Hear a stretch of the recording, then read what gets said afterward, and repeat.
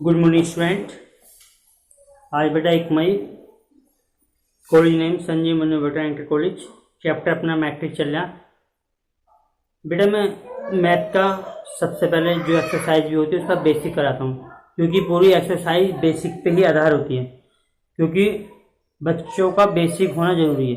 ठीक है नहीं, अगर आपका बेसिक कॉन्सेप्ट क्लियर होगा तो आप सवाल भी कर दोगे और बेसिक नॉलेज भी रहेगी। अगर तुमसे कोई भी चीज़ पूछता है तो बेटा वो तुम बता सकते हो। मैं जो भी टॉपिक लेकर चलता हूँ उसे बेटा क्लियर करके चलता हूँ। तो अगर बच्चे जो भी किसी चीज़ की भी डाउट आ रहा हो तो बेटा वो मुझसे पूछ सकते हो। ठीक है नहीं, मेरी आदत है कि मैं पूरा चैप्टर या टॉपिक पूरा क्लियर करके चलता हूँ ताकि बच्चों की पूरी समझ आए।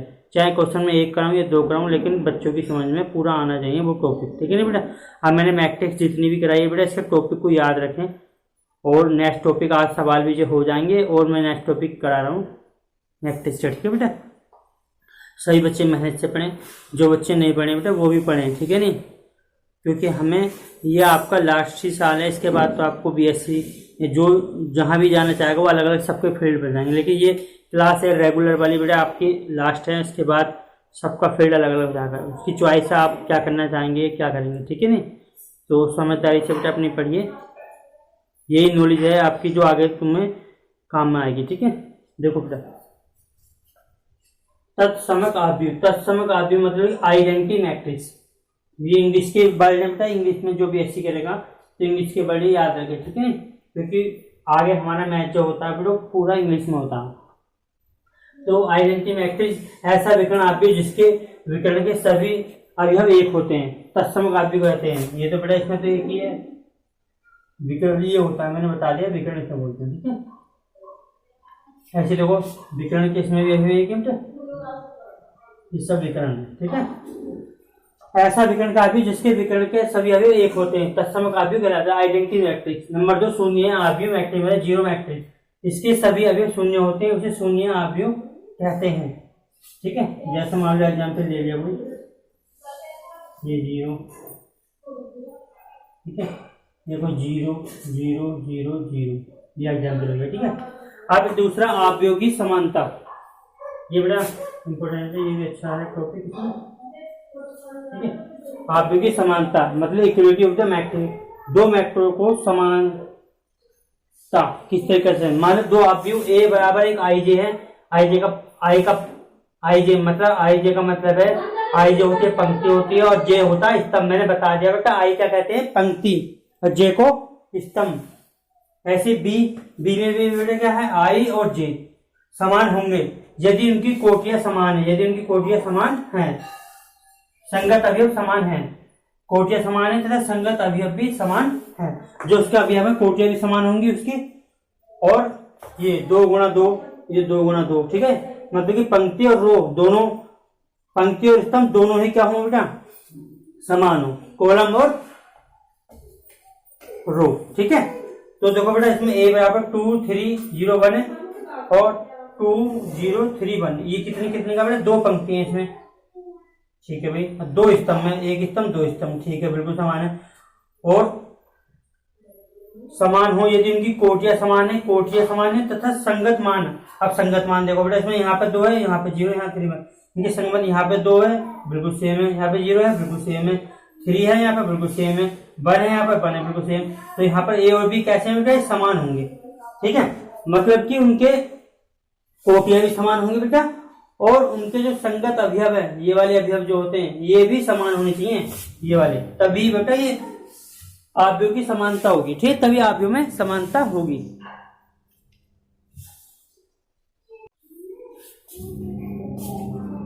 अब बेटा मैं कुछ एग्जाम्पल करा रहा हूँ तो बेटा ठीक से समझे। ठीक है ना, वैसे तो एनसीईआरटी के बेटा एग्जाम्पल पर क्वेश्चन ही करके चलें, क्योंकि परीक्षा की दृष्टि से एनसीईआरटी का पेपर जो बनता है वो एनसीईआरटी से ही बनता है। ठीक है ना, तो बेटा ध्यान रखें। ठीक है नहीं, अभी तो परीक्षा का बहुत टाइम है, लेकिन अभी तो बहुत अच्छा वो करा रहा हूँ, टेंशन भैया टेंशन फ्री होकर पढ़ोगे। ठीक है नहीं, चलो बेटा यदि ये 2 बेटा मैट्रिक्स दिए हैं इक्वल का चिन्ह लगा, तो एक्स वाई जेड के मान क्या है। अगर बेटा इक्वल का चिन्ह होता है तो हम तुलना कर लेते हैं। ठीक है, क्या कर लेंगे तुलना।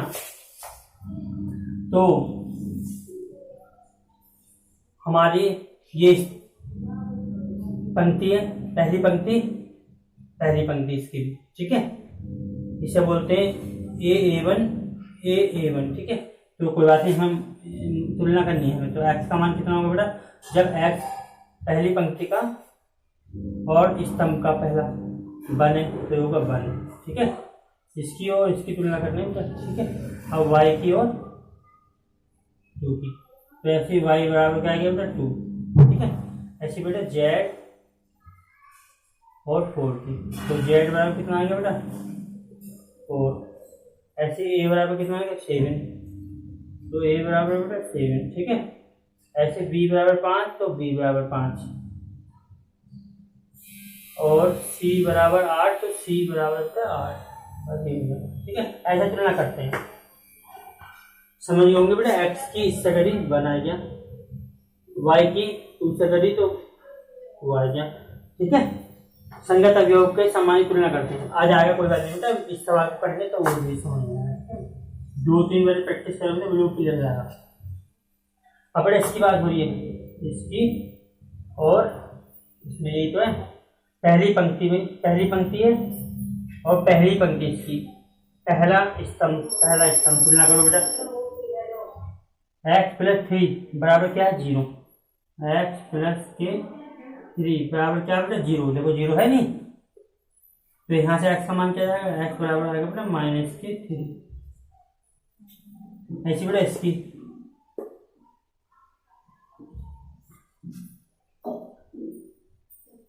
z + 4 बराबर क्या बेटा हमारा 6 है, तो z 6 - 4, तो z बराबर 2। बिल्कुल आराम से समझेंगे, ठीक है नहीं,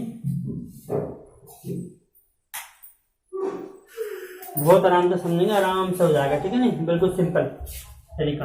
अब बेटा इसकी और इसकी तुलना करेंगे। देखो 2y - 7 बराबर का चिन्ह लगा हुआ है, तुलना करेंगे 3y - 2। अब चर एक तरफ, अचर एक तरफ बेटा, ठीक है। तो 2y, ये प्लस का इधर जाएगा माइनस हो जाएगा, ये -2, ये -2, ये इधर जाकर काम हो जाएगा प्लस का, ठीक है। तो यहाँ माइनस का y बचा और यहाँ प्लस का 5 बचा, ये माइनस नहीं रखेंगे, इधर जाएंगे माइनस, तो -5y बराबर, ठीक है बेटा। अब देखो हमें x का वैल्यू हो गई, y की हो गई, z की हो गई। अब हमें a b c की वैल्यू चाहिए, ठीक है। अब यहाँ से तुलना कर लो बेटा,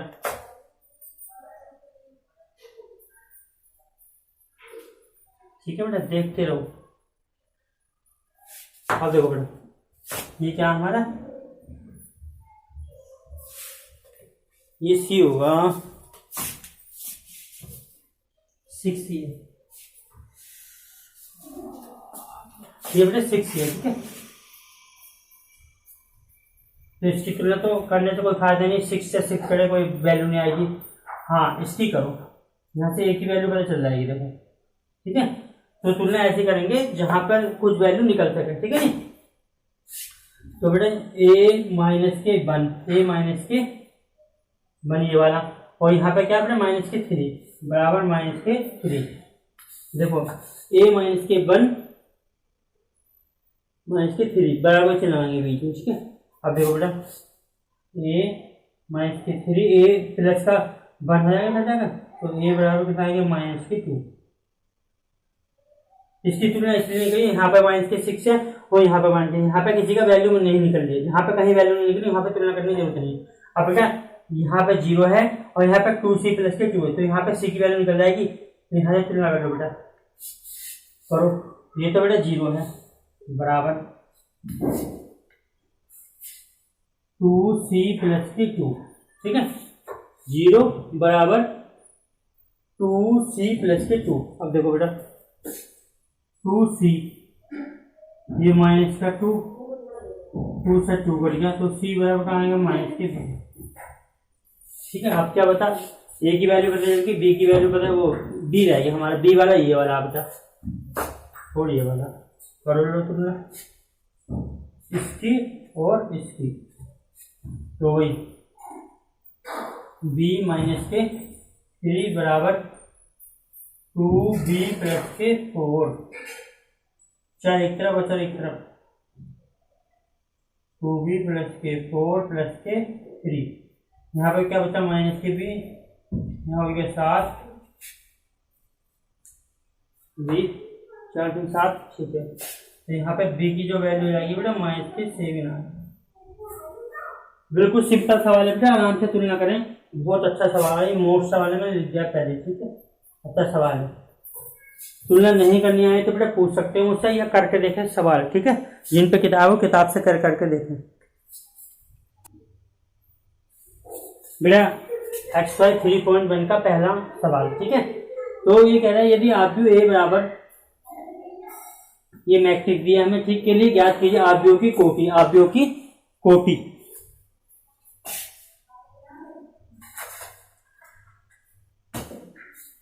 आव्यूह की कोटि, तो सबसे पहले हमें बेटा मैंने कहा था क्या लेते हैं, सबसे पहले पंक्ति लेते हैं या स्तंभ लेते हैं, बताओ। मैंने नोट करके लिखाया था कि बेटा पंक्ति लेते हैं, सबसे पहले क्या लेते हैं, पंक्ति। इसमें कितनी पंक्ति हैं, R1 R2 R3, कितनी पंक्ति, 3 पंक्ति हैं बेटा, कितनी पंक्ति है, 3। तो सबसे पहले पंक्ति, स्तंभ कितने हैं इसमें, C1 C2 C3 C4, कितने कितने स्तंभ है इसमें, कॉलम 4, ये हो गया। ध्यान रखना बेटा तमीज के साथ, ठीक है नहीं। तो कितनी बारी का है, 3 पंक्ति है इसमें और 4 स्तंभ है, तो इसकी कोटि कितनी होगी बेटा, 3 × 4, इसका 3 और 4 का, ठीक है। अवयव की संख्या, अवयव की संख्या कब ज्ञात कर सकते हैं, मैंने सूत्र में लिखा है, अगर अवयव की संख्या हम ज्ञात कर सकते हैं अगर पंक्ति और स्तंभ की मल्टीप्लाई करते हैं तो हमें अवयव की संख्या पता चल जाएगी। 3 की मल्टीप्लाई 4 से करेंगे तो आ गया 12।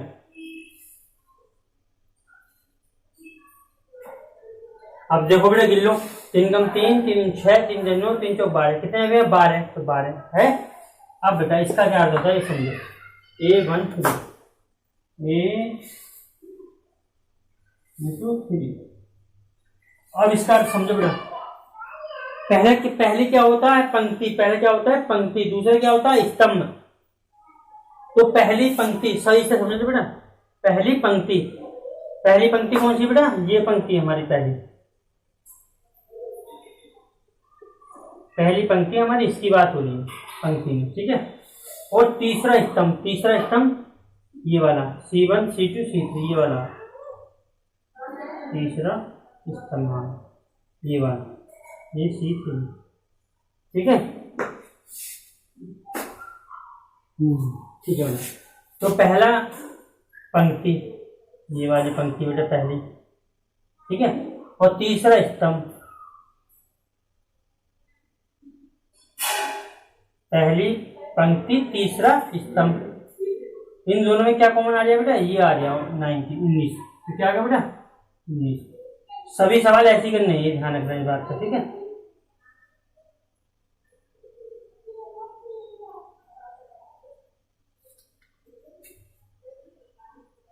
A2 1 बराबर, ये बेटा मैं निशान लेता हूँ, ठीक है।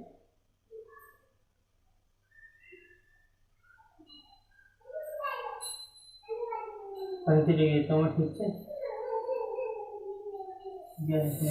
ठीक है। 5 और यहाँ पे बेटा हमारा 5 बटे 2 चल रहा है, यहाँ हमारा 19 है और यहाँ पे -7 है, बाकी तो हमारा सही है रूट में, ठीक है। अब देखो बेटा जरा आगे, अब 2 दूसरी पंक्ति, ये वाली पंक्ति बेटा, दूसरी पंक्ति ये वाली पंक्ति, ये पंक्ति, ठीक है, दूसरी पंक्ति और पहला स्तंभ, दूसरी पंक्ति पहला स्तंभ, ये वाला पहला स्तंभ। तो दूसरी पंक्ति बेटा ये है हमारी, ये आ रही, और पहला स्तंभ ये आ रहा है, तो इसमें क्या कॉमन आएगा बेटा, ये आएगा 35, तो 35 हो जाएगा, ठीक है। ऐसी बेटा A3 3, मतलब कि तीसरी पंक्ति, ये वाली पंक्ति तीसरी और तीसरा स्तंभ हमारा क्या बेटा, ये वाला, ये। तो इसमें सामने कौन सा कॉमन है, ये आ गया 5/2। देखो बेटा थोड़ी सी मिस्टेक हुई थी यहाँ पर, तीसरी पंक्ति 1 2 3, तीसरी पंक्ति आ गई बेटा। तीसरी पंक्ति में तीसरा स्तंभ 1 2, तीसरा स्तंभ यह है, तीसरी पंक्ति, ठीक है। और तीसरी पंक्ति ये हो गई हमारी, और तीसरा ही स्तंभ ये वाला। तो इसमें कॉमन क्या आएगा बेटा, ये आएगा -5, ठीक है। ऐसे बेटा दूसरी पंक्ति ये है अपनी यारी, दूसरी पंक्ति ये वाली, और चौथा स्तंभ ये वाला, चौथा स्तंभ।